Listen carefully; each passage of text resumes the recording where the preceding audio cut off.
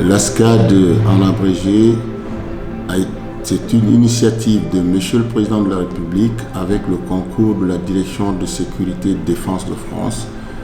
Et l'ASCAD a pour mission principale de recruter les jeunes qui sont déscolarisés, les jeunes non scolarisés et les jeunes diplômés sans emploi. Nous les prenons pour un stage à l'agence pour une durée qui avoisine maximum 1 an. Ces jeunes viennent apprendre quoi? Le savoir-être qui est la formation citoyenne, le savoir-faire qui est la formation professionnelle qualifiante et surtout notre plus-value à l'agence ici, c'est l'insertion de ces jeunes dans la vie active. Et nous les poursuivons ou nous suivons ces jeunes après leur sortie pour une période de 3 ans, histoire de pérenniser ce qu'ils ont embrassé comme emploi. Et je disais que l'ASCAD est une initiative de Monsieur le Président de la République, c'est justement pour venir en aide à ces jeunes défavorisés, à ces jeunes des milieux difficiles, pour les permettre d'avoir une deuxième chance dans la vie. Et ces jeunes qui sont entre 18 et 40 ans viennent à l'ASCAD pour apprendre un métier qui puisse les servir et servir la nation guinéenne.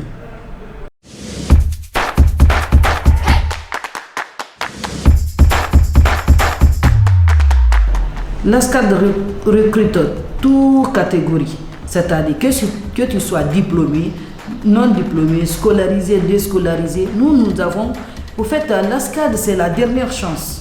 Nous recrutons tout type de candidats. Que tu sois universitaire, déscolarisé, non scolarisé, on prend tout type de candidats. Et je rappelle que vous trouverez dans les cohortes, par exemple, celle de Kindia, 50% de femmes et 50% de garçons. Donc, et ici, à Conakry, vous trouverez avec des promotions, différentes promotions depuis la première. Ça varie entre 30% de féminisation, ainsi de suite. Donc, nous suivons bien entendu ce type de féminisation. Également, pour des handicapés séparés, nous avons un indicateur qui nous identifie, le taux d'indicateur par cohorte. Mais pour le moment, nous n'avons pas dépassé les 5% par promotion. En quelle mesure êtes-vous confronté à la pression des familles ou du milieu social d'où proviennent les candidats? Elle est énorme parce qu'il y a certaines familles qui viennent, le père qui accompagne son garçon ou la maman qui accompagne sa fille, qui viennent, qui nous proposent même de l'argent. Il faut recruter mon enfant, je pourrais vous donner tel montant. Voilà, ça c'est une pression qui est énorme parce que chez nous ici nous recrutons gratuitement. C'est une initiative qui a été accompagnée par le président de la République et le bureau de recrutement doit recruter sans retenir un franc de qui que ce soit. Le bureau de recrutement est libre de recruter. Et il a des principes, c'est ce qu'il suit.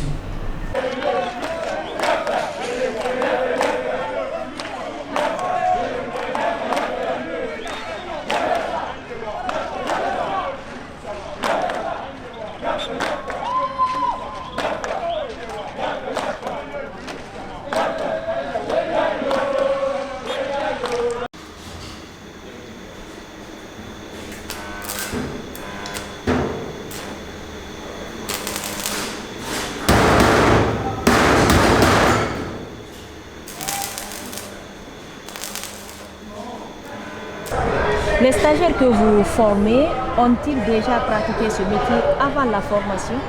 Effectivement, d'après les enquêtes recrutement que nous faisons, nous nous rendons compte que d'autres avaient bel et bien pratiqué ces métiers, mais par contre d'autres n'ont pas pratiqué les métiers. Donc ceci dit qu'après la formation civique et citoyenne, nous les enseignons, n'est-ce pas, le métier qui est chez nous qu'on appelle le savoir-faire. Voilà, le savoir-faire. Vous me suivez, on décompose. Position d'abordage, vous restez. Je monte commande. Ok? Position d'abordage, 4. En garde, 4.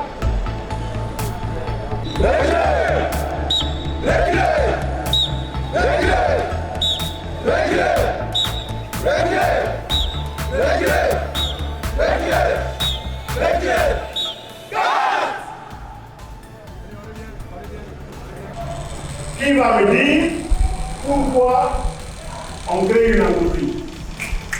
Répondez clairement. Oui, on a qu'à me répondre. Oui, allez-y. Pour faire des éléments, nous avons remis dans notre camarade stagiaire de la métallurgie de la 6e promotion BTP, Pascal. Pourquoi on crée une entreprise? On crée une entreprise pour être indépendant et se mettre au service de la nation. D'accord? Vous créez l'entreprise pour être indépendant et se mettre au niveau de la nation. Oui? Suivant? On crée une entreprise pour pas chômer, pour travailler à son Nous avons deux catégories de filières de formation que nous avons à l'ASCED. Nous avons les filières de formation urbaine et les filières périurbaines. Au niveau des filières de formation urbaine, vous avez tout ce qu'il y a comme les filières de BTP, les bâtiments et les travaux publics, notamment la menuiserie aluminium, la chaudronnerie, la maçonnerie, la plomberie et l'électricité bâtiment. Vous avez également les APS qu'on appelle agents de prévention et de sécurité. Vous avez aussi des métiers liés à l'hôtellerie tels que la cuisine-pâtisserie, restauration bar et hébergement. Mais à cela s'ajoute une autre filière innovante qui est les super poids lourds SPL, qui sont déjà dans leur deuxième promotion. Ça, ce sont des métiers à caractère urbain. Mais vous avez aussi des métiers à caractère rural, tels que l'élevage et l'agriculture. Maintenant, nous, dans le domaine agricole, on a rajouté un module spécifique qu'on appelle la technologie agroalimentaire, qui amène les jeunes à comprendre tout le process lié à la production agricole, au transport, à la transformation ainsi qu'à la commercialisation des produits. Donc voilà les deux catégories de filières de formation que nous avons au sein des différents centres.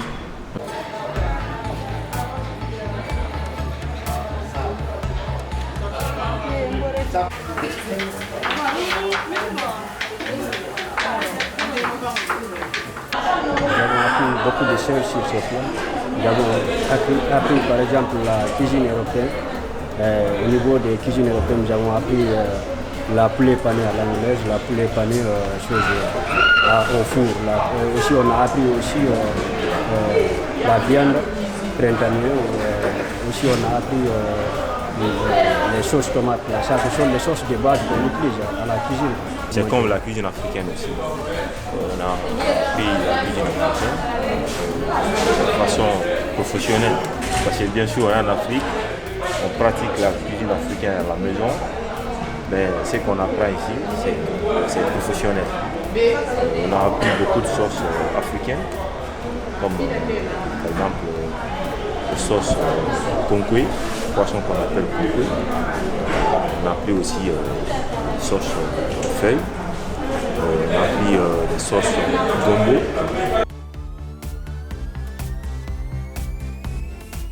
La première étape de la formation professionnelle réside d'abord dans la découverte du métier.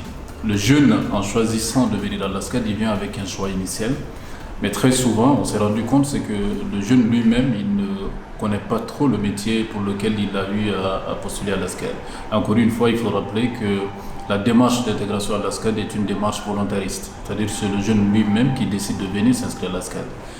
Alors, la première phase, c'est quoi? C'est-à-dire qu'on amène le jeune à découvrir son métier. C'est ce qu'on appelle la période de découverte du métier, où on demande aux jeunes d'aller au sein des structures qui sont des structures formelles. Il reste un bout de temps dans la pratique pour essayer de découvrir le métier pour lequel il s'inscrit. Ça, c'est la première approche. Elle est extrêmement importante dans la mesure où elle permet aux jeunes de connaître qui il deviendra demain en fonction du choix de la filière qu'il a eu à faire. Ça, c'est la première approche. La deuxième, la formation se déroulera en formation théorique alternée à la pratique. Cela veut dire tout simplement que nous avons peu de cours théoriques et l'essentiel des cours sont des cours pratiques.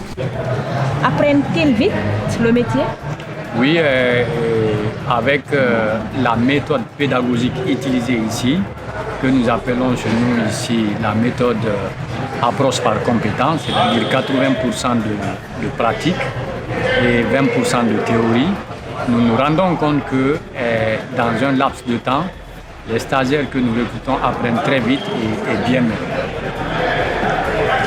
Nous, par exemple, dans ma filière, si par exemple on explique l'implantation, on dit qu'est-ce que l'implantation, nous donner l'explication sur l'implantation, on passe 1 heure en cours et puis 1 heure sur le chantier. On pratique au fait. On explique, on pratique. C'est ce que nous faisons. Au terme de votre formation, vous allez être employé, vous allez être inséré professionnellement. Où est-ce que vous pensez être dans 3 ans? Moi, quant à moi, dans 3 ans, je compte avoir ma propre entreprise moi-même. Tout d'abord, je vais essayer de m'intégrer dans la vie professionnelle, voir comment ça fonctionne.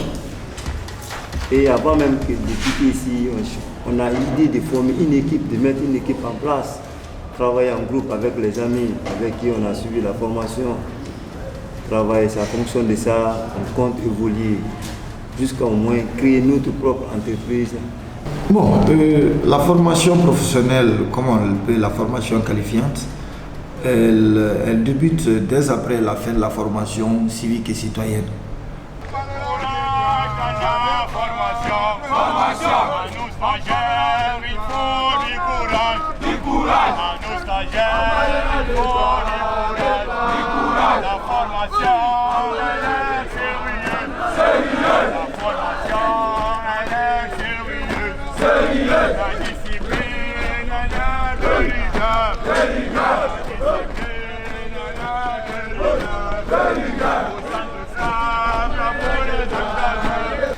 Bon, pendant cette période, la difficulté, c'est que les stagiaires viennent sans comprendre, ils sont d'abord, ils ne comprennent rien dans le processus. Maintenant, quand ils viennent, la difficulté, c'est le début, avant qu'ils ne s'adaptent au sport, parce que cette formation militaire est axée sur le sport. Il faut forcément faire le sport, le défilé c'est le sport, hors série c'est le sport, plus encore les courses qu'ils font avec les militaires. Donc il y a les petites maladies, il y a les menaces de démission, voilà, c'est ça les difficultés. Donc, et si nous on recrute, notre ambition c'est d'aller jusqu'au bout avec les jeunes. La force d'un pays c'est les jeunes. L'État devrait récupérer. Je sais que voilà, l'État n'a pas assez de moyens de faire cette chose-là, mais bon, récupérer la majorité des jeunes, de les inculquer, le civisme et la citoyenneté. C'est ce qui va nous permettre, nous, d'avancer dans la renaissance. L'objectif qui est la formation civique et citoyenne, ça nous arrive franchement à arriver au bout parce que à travers cette formation, le stagiaire va comprendre qu'il faut se lever à 5 heures s'il faut, à 4 heures pour être ponctuel à l'école. Le stagiaire va comprendre que l'hiérarchie, il faut connaître ton chef et il faut savoir les principes, le respect pour ton chef. Pied, fixe, pied, fixe, repos. Gardez-vous. Attention pour la montée des couleurs.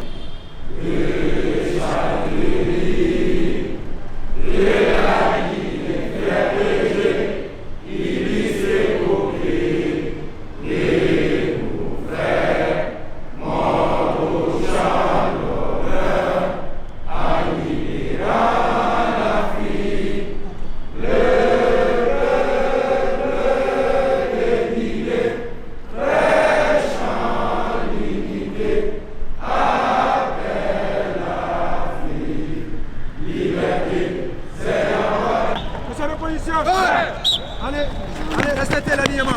Allez, on respecte l'alignement de part et d'autre. Allez.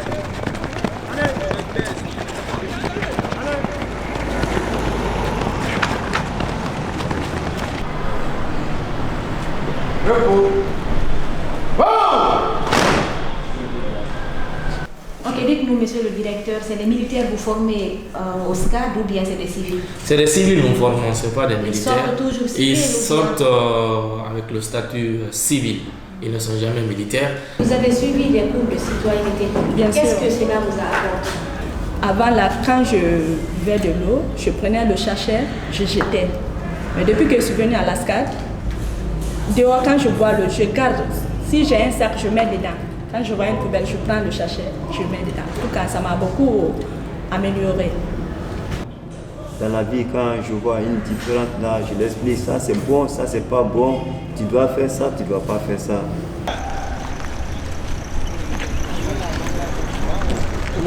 En position. À mon coup de sifflet. 6. On descend, on monte. 7. On descend, on monte. 8. On descend, on monte. 9. On descend, on monte. 10. On descend, on monte. Ce mouvement c'est...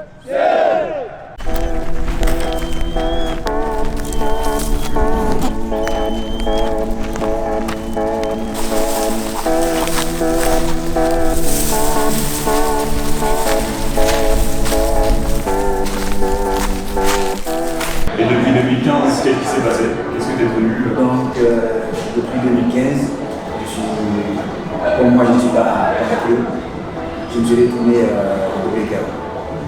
Je faisais les bâtiments là-bas. Ensuite, j'ai eu un contrat dans le Cameroun, hôtel qui est juste à la plage. Donc, j'ai travaillé là-bas en 2016, 1er mai 2016 jusqu'au 11 décembre 2017. Ok. Tu travaillais comme en tant qu'électricien? En tant qu'électricien. Ensuite, j'ai eu des promotions. Je suis devenu superviseur de la maintenance. En même temps, j'ai été intérimaire comme directeur du département. Et là, j'ai le directeur technique. Alors, on nous a appelé pour aller travailler avec lui à Dakar. D'accord. À l'hôtel Théoule. La division études suivies et évaluation est en charge de suivre toutes les activités des différents centres SCAD que nous avons. Et sur ce, la division études suivies et évaluation suit les jeunes depuis le recrutement jusqu'à après leur insertion. Disons, nous avons un suivi que nous faisons à l'interne pendant la formation et un suivi que nous faisons également après la formation qu'on appelle le suivi post-cursus. C'est un suivi qui s'inscrit dans le cadre après formation pour identifier le nombre de jeunes insérés et ainsi de suite. Quand nous appelons, nous avons tous ces renseignements de ces jeunes, nous les mettons sur papier, déjà nous faisons un premier rapport par rapport à ça. Et après, nous nous déplaçons, là c'est l'entretien physique si le jeune est d'avis, puisque nous leur demandons bien entendu s'ils sont d'avis que nous partions rencontrer leur chef d'entreprise, leur responsable d'entreprise, s'ils disent ok, d'accord, nous nous déplaçons, nous partons vers eux. Également, nous avons une fiche d'entretien par rapport à ça. Une fiche d'entretien non seulement pour le jeune sur place, mais aussi une fiche d'entretien avec leur employeur. Après la formation professionnelle à la SCAD, on a été inséré à Mukato pour faire des activités qu'on a pu faire à la SCAD. D'accord. Et depuis combien de temps vous êtes là maintenant? Une année de cela. Pourquoi as-tu décidé de travailler comme auto-entrepreneuse? En fait, j'avais l'idée et j'avais beaucoup d'ambition de travailler à moi-même au lieu de travailler pour des autres. Pas c'est fatigant de travailler pour les autres. Tu rentres tardivement, mais quand tu travailles pour toi-même, tu es autonome. Là, tu es indépendant, tu fais ce que tu veux. Mais quand tu travailles pour quelqu'un d'autre, tu ne seras pas libre comme toi-même. La formation nous a très bien aidés. La formation en citoyenneté nous a pu, comme je peux dire, m'a pu, c'est-à-dire aider à voir comment je peux me comporter dans la vie, dans un emploi. La formation civilo-militaire, c'est-à-dire m'a aidé d'être endurant, persévérance dans la vie. la formation professionnelle m'a aidé d'être actif dans un domaine agricole. Penses-tu que tu aurais pu exercer ton travail sans cette formation? Non. Sans cette formation, je ne pourrais pas faire ce travail du moins. Et c'est grâce à travers de cette formation que j'ai suivi beaucoup de leçons à travers ces formations. Avez-vous d'autres formes par lesquelles vous pouvez nous traduire ça, ce bon comportement du stagiaire de l'ASCAD? Oui, avant que les stagiaires ne viennent ici, souvent avec les ouvriers qu'on a, des fois ils peuvent se révolter. Ils peuvent se révolter et dire un jour on ne travaille pas ou on ne fait pas ça. Mais avec les stagiaires d'ASCAD, ils pensent toujours à la discipline. Et ça c'est préférable. Et quand il y a un problème, ils ont un chef parmi eux, ils vont le voir. Et après lui il peut venir vers moi. Et même pas moi, on peut remonter si nous on ne peut pas gérer. Moi, principalement, je leur fais confiance, comme je le dis. Parce que toute chose, c'est le début qui n'est pas facile. Mais ils ont le courage. Et la formation qu'ils ont reçue, je l'ai bien dit, c'est zéro faute.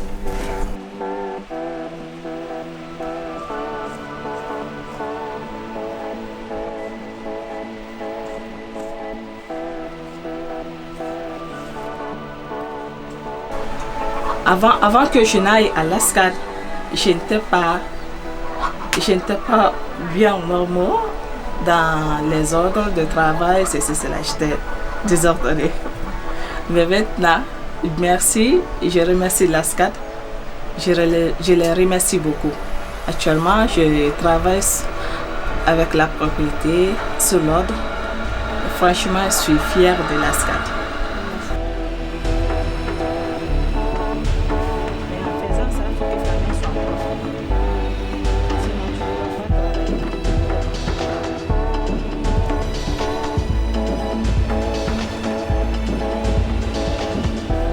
Quel est le taux d'insertion à l'ASCAD? Pour le moment, nous sommes à 76%, 76,50%, j'ai l'impression. Quelles sont les perspectives futures de l'ASCAD pour les prochaines années?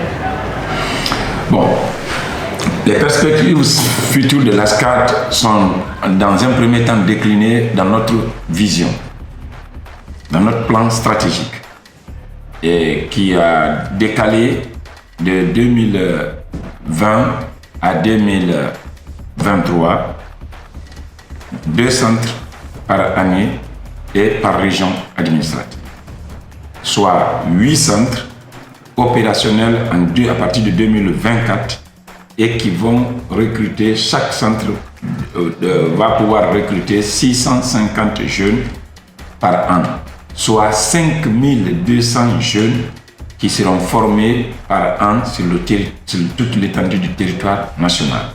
Et ça c'est la barre qu'on s'est fixée et qui augure l'avenir de l'ASCAD et les promesses de l'ASCAD pour la jeunesse de Guinée et qui symbolise que l'ASCAD est peut être un outil efficace s'il est bien accompagné, s'il est bien équipé pour pouvoir réduire ou contribuer à la réduction du chômage des jeunes, à la délinquance, à la migration, mais aussi à l'exode rural, et qui sont aujourd'hui des fléaux auxquels tous les pays sont confrontés, et particulièrement la Guinée. C'est l'école là qui est l'école la plus disciplinée, l'école qui représente au moins l'avenir.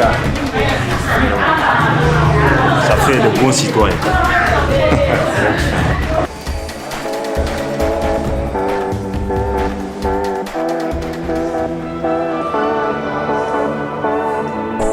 Moi, quand même, depuis que je suis venue à l'ASCAD ici, j'ai vu que la formation se passe à merveille.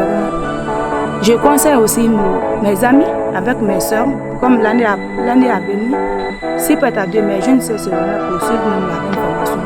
Donc même avec mes amis sur le net, on cause, je les encourage à venir faire la formation à l'ASCAD.